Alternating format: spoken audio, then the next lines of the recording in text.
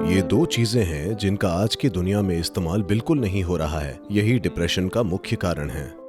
अगर आपको सिर्फ शारीरिक काम करना हो तो आप एक तरह से खाएंगे, मानसिक काम हो तो दूसरे तरीके से। तो सही तरह का भोजन करना बहुत जरूरी हो जाता है। यानी कि आप या तो बीमार हैं या आप शारीरिक और मानसिक दोनों तरह से जल्द ही बीमार होने वाले हैं।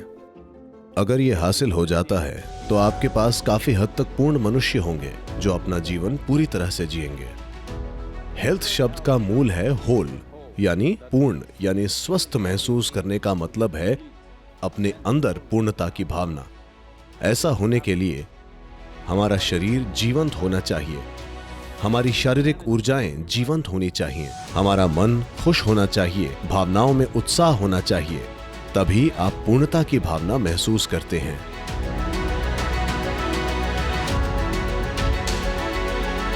मूल रूप से मनुष्य में बाहरी कामों के लिए कुछ मात्रा में ऊर्जा तय होती है। बुद्धि चलाने के लिए कुछ ऊर्जा तय होती है, भावनाओं के लिए कुछ ऊर्जा तय होती है। इसी तरह अलग अलग ऊर्जाएं तय होती हैं।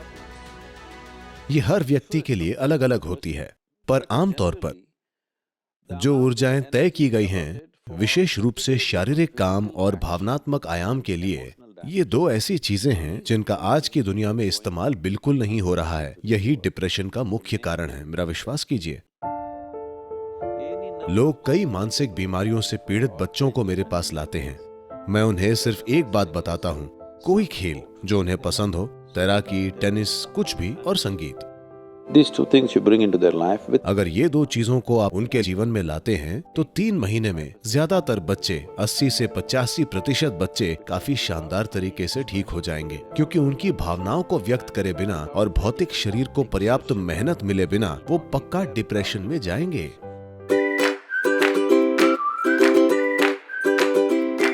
आजकल ऐसा हो गया है, सूर्योदय मतलब लोग अपने फोन स्क्रीन पर देखते हैं, सूर्यास्त मतलब लोग अपनी फोन स्क्रीन पर देखते हैं। हाँ,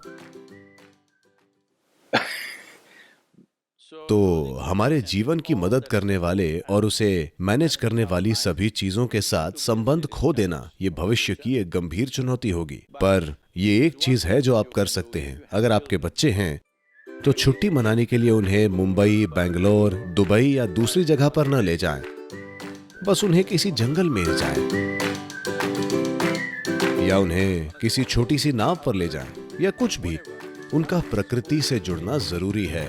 आप देखेंगे कि बच्चे बहुत उत्साहित हो जाएंगे और वो कितना शामिल हो जाएंगे। आपको ये समझने की जरूरत है कि आपके शारीरिक और मानसिक स्वास्थ्य को बहुत आसानी से मैनेज किया जा सकता है अगर आप प्रकृति के तत्वों, पानी, मिट्टी, प्रकाश और ऐसी चीजों के संपर्क में रहे। तो आप जितने ज्यादा संपर्क में रहेंगे, आप शारीरिक और मानसिक दोनों रूप से उतने ही संतुलित होंगे। ऐसा हर इंसान के साथ जरूर होना चाहिए। इस देश में हमने भोजन के ऐसे नियम बनाए हैं। अगर आपको सिर्फ शारीरिक काम करना है तो आप एक तरह से खाते हैं, मानसिक काम हो तो दूसरा तरीका। पर आज हम में से कोई भी वैसी स्थिति में नहीं है। हमें शारीरिक और मानसिक दोनों ही तरीकों से तेज होना पड़ता है ना? सिर्फ शारीरिक या सिर्फ मानसिक मेहनत के दिन गए। हम सभी को शारीरिक और मानसिक दोनों रूप से अच्छा होना चाहिए। इसीलिए सही तरह का खाना खाना बहुत जरूरी होता है। विशेष रूप से कुछ चीजें जो बहुत सकारात्मक हैं, वे हैं ऐशगार्ड या सफेद पेठा। अगर आप हर दिन 1 गिलास सफेद पेठे के रस का सेवन करते हैं तो आप साफ देखेंगे कि आपकी बुद्धि अपने आप तेज हो जाएगी। आप मानसिक रूप से बहुत तेज हो जाएंगे, अभी से कहीं ज्यादा। खासकर बच्चों को सफेद पेठे का रस जरूर पीना चाहिए। सफेद पेठे का रोजाना सेवन करने से आप साफ देखेंगे कि आपका दिमाग स्पष्ट और तेज हो जाएगा। this will be noticeable within a few weeks of consumption of Ashgard. अगर आप कॉफी पीते हैं तो ये आपको ऊर्जा के साथ उत्तेजना भी देती है। सफेद पेठे का जूस पिएं, इससे आपको भारी मात्रा में ऊर्जा मिलती है और साथ ही ये आपको बहुत ज्यादा शांत रखता है।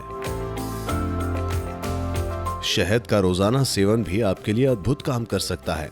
खासकर आपके घर में बच्चे हैं तो शहद को अपने भोजन का एक हिस्सा बनाएं। मानसिक स्थिरता, शारीरिक खुशहाली और जीवन शक्ति, बस रोजाना शहद खाकर इन सभी चीजों को काफी बढ़ाया जा सकता है।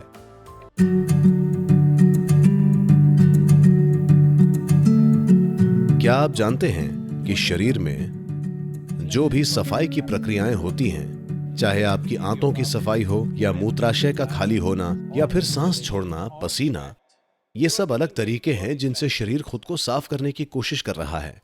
इन सभी चीजों में सब लोगों के शरीर की काबिलियत अलग अलग होती है।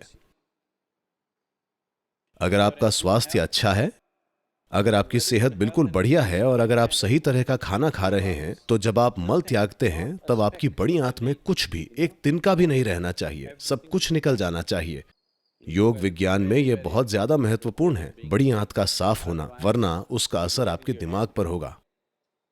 वाकई आपका कोलन या बड़ी आंत का साफ न होना और मानसिक गड़बड़ी, ये दोनों चीजें सीधी जुड़ी हुई हैं। योग विज्ञान की जीवन की समझ के अनुसार सुबह जागने के बाद 20 मिनट के अंदर स्वाभाविक रूप से अगर आंतें खुद को पूरी तरह से खाली नहीं करती हैं, That means you're in ill health or you're heading there quickly. तो यानी कि आप बीमार हैं या आप शारीरिक और मानसिक रूप से जल्द ही बीमार होने वाले हैं। इन दोनों में से कोई भी जो आप में ज्यादा कमजोर है वो पहले खराब होगा। अगर आप आयुर्वेदिक डॉक्टर के पास जाते हैं तो आपकी जो भी समस्या हो, सबसे पहले वो आपकी आंत साफ करेगा, क्योंकि बड़ी आंत को साफ रखना बहुत जरूरी है।